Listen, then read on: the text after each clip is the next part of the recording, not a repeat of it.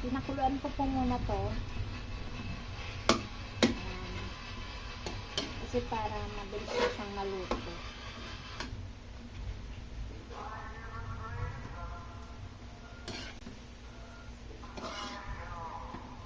So, malambot na po yan. Tapos pinalo na po.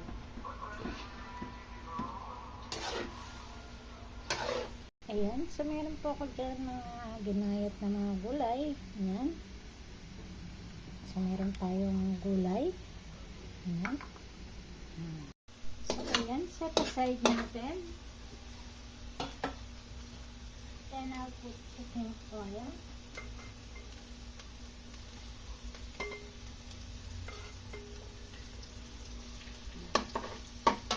Set aside lang po natin siya. And then, start na ng yan. Sibuyas. Ayan. Sagisa po muna natin. Ayan. Para po hindi masunog yung bawang, sinabay ko ang sibuyas.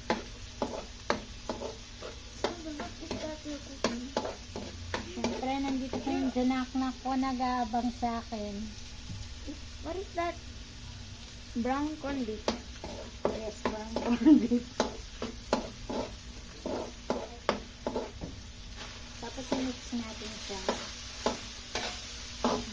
Kung na-mix ka na siya, para hindi po sunog yung bawang.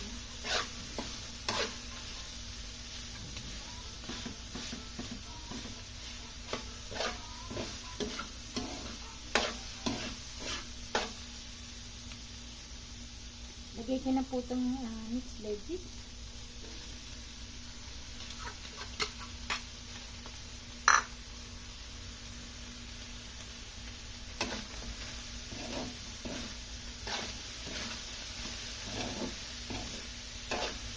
So, low fire. Lower the fire and then paantayin lang po natin yan. Just mixing. Mix lang po natin sila. Yan na, habang naghalo-halo po tayo. Ayan. O, diba po, luto na po yung karne niyan kasi pinakuluan ko na. So, yung gulay po, ayan.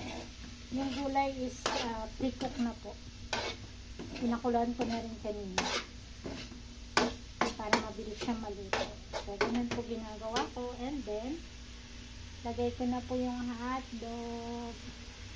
Ayan. So, halo-halo lang po ulit. Siyempre, maglagay po tayo ng pampalasa. Paminta. Ayan.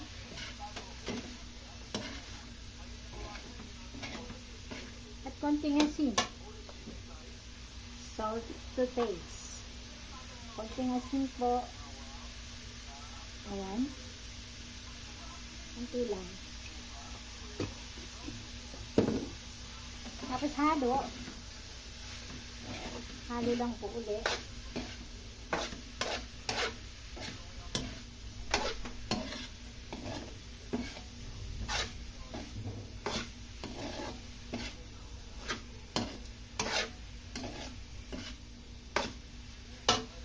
I'm ready to put na the sauce.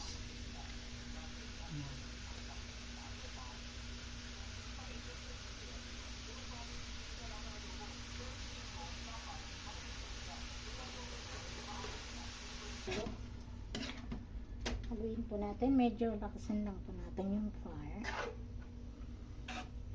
And then let it simmer for 10 minutes cooking. Then we're done.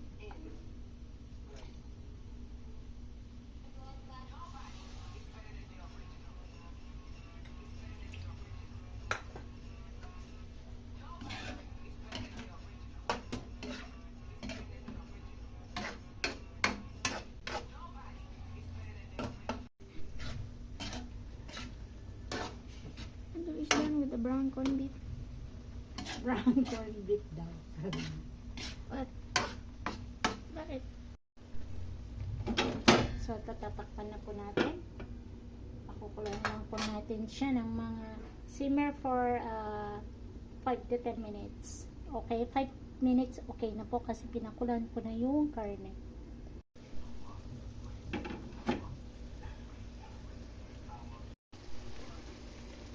So guys, ito luto na po yung ating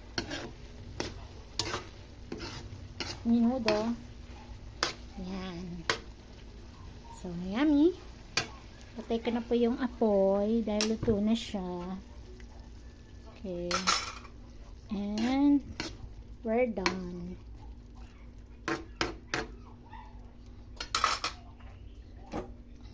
Okay. Sit. Thanks for watching. Done.